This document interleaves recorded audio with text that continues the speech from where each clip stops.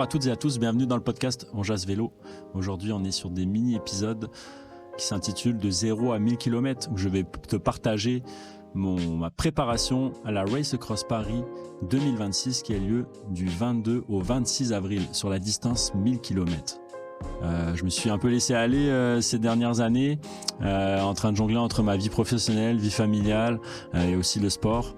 C'est pas évident au quotidien, donc je souhaite te partager mon expérience et aussi comment je vais préparer cet événement-là, mes questionnements, que ce soit au niveau de l'organisation, au niveau de la nutrition, au niveau de l'entraînement, vraiment tous les aspects pour réaliser un ultra de 1000 km. J'espère que ça va pouvoir t'aider toi aussi à réaliser des défis pour la saison 2026. Bonne écoute. Dans cet épisode, on va parler de l'entraînement en hiver, l'entraînement en extérieur au Québec. Un sujet qui me plaît vraiment.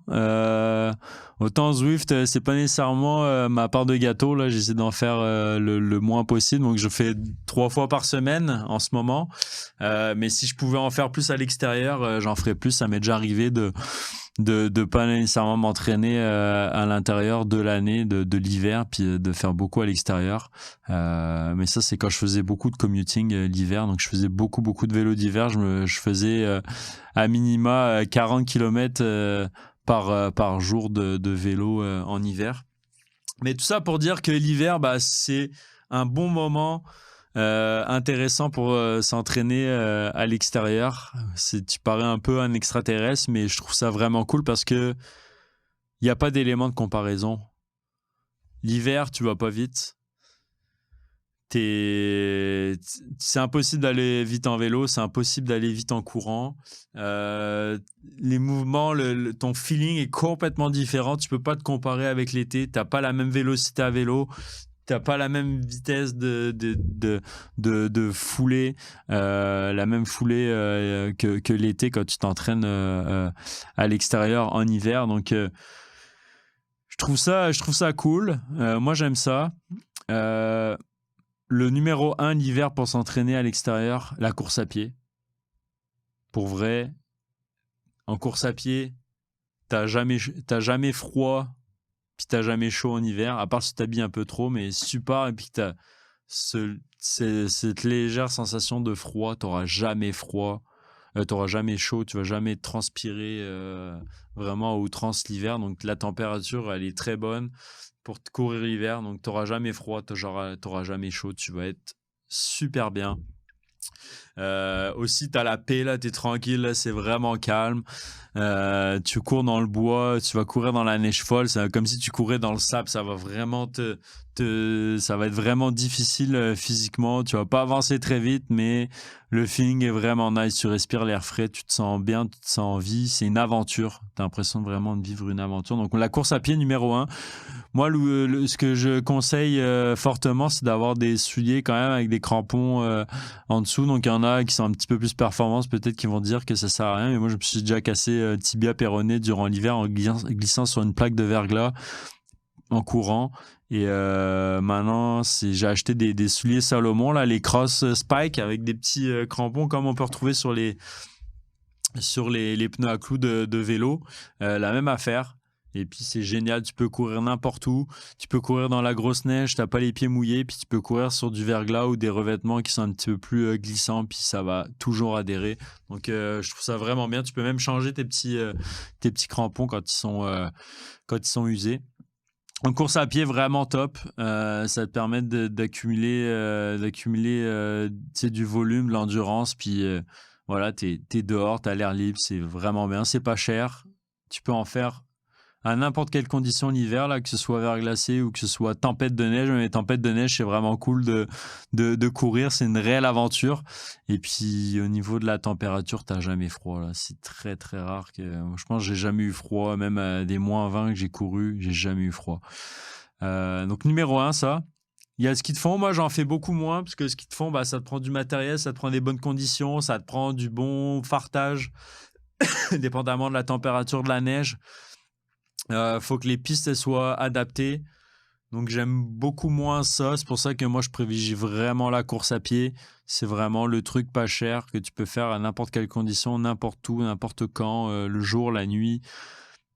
C'est vraiment le top. Le ski de fond est une bonne alternative. Ça permet, tu sais, ça travaille le haut du corps, le cardio. C'est vraiment...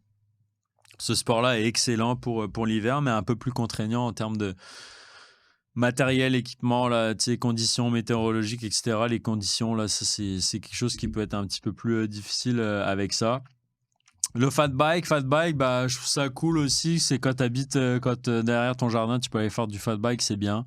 Tu as un garage, tu as de la place pour le stocker, tu pars directement. C'est un bon exercice pour le cardio, etc.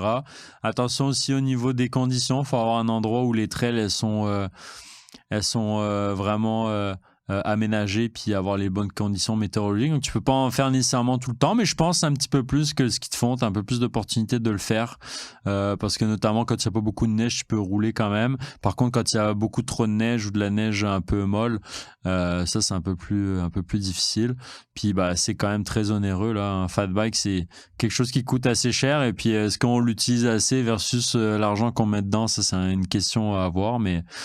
voilà, c'est une bonne alternative en tout cas. C'est pareil, là, c'est un peu comme la course à pied ou le vélo en hiver. Là, tu vas pas vite, c'est pas là où tu vas faire tes PR, etc. Mais c'est un bon exercice pour le physique, le cardio.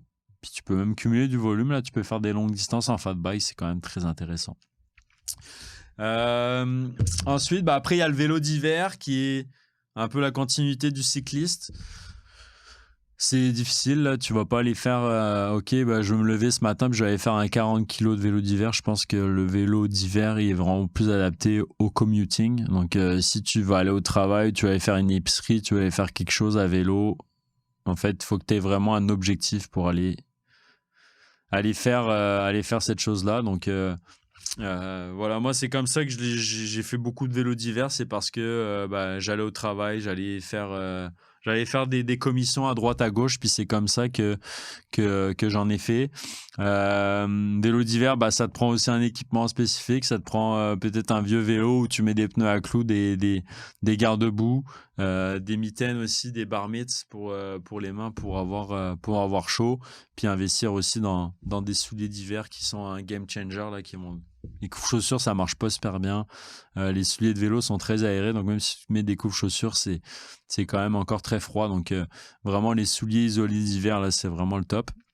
Donc vraiment, le commuting, là, le vélo d'hiver, c'est vraiment, je vous le conseille vraiment pour le commuting, puis que vous ayez un but d'aller à un point B, et puis d'avoir l'équipement pour. Donc ça, c'est vous avez des forums là sur Facebook, des groupes là qui vont vous expliquer comment vous équiper, mais ça prend un vélo avec des pneus à clous, des garde-boue, quand même de l'équipement spécifique pour l'hiver, parce qu'on a très vite froid aux pieds et aux mains. Ça, c'est indéniable. Là, c'est les points les plus importants qu'il faut s'assurer de pouvoir protéger le plus possible. Puis aussi, bah, mine de rien, la technique, là, c'est quand même assez technique. Mettez des pneus à clous sur le vélo, puis ça se peut que tu puisses glisser quand même. Au niveau de l'équilibre aussi, là, tu veux pas avoir des pneus trop larges parce que tu veux vraiment fendre la glace, puis la neige, puis vraiment avoir l'adhérence au sol. Donc,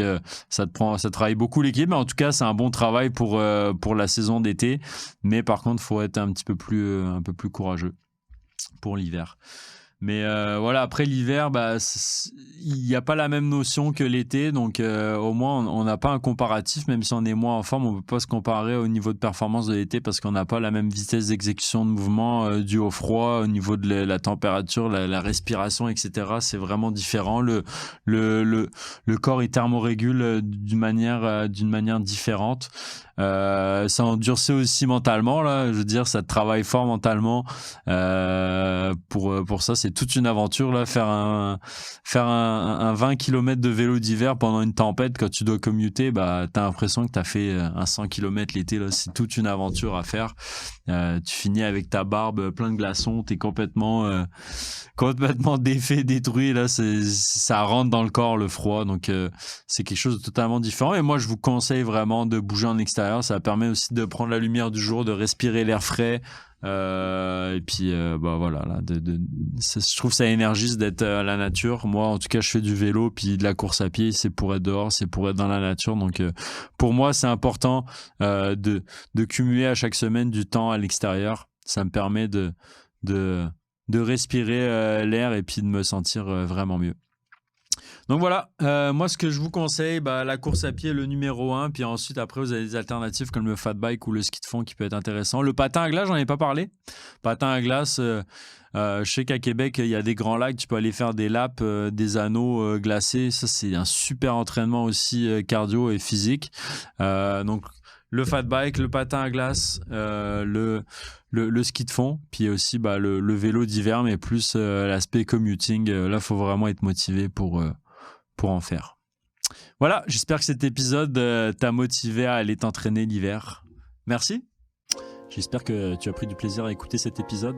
N'hésite pas à partager l'épisode sur les réseaux sociaux, mettre des commentaires et aussi mettre des notes. Abonne-toi au podcast. Tu vas avoir des épisodes à chaque semaine, que ce soit avec David et moi ou aussi des séries de mini-épisodes. Il va y en avoir beaucoup plus en 2026. Let's go!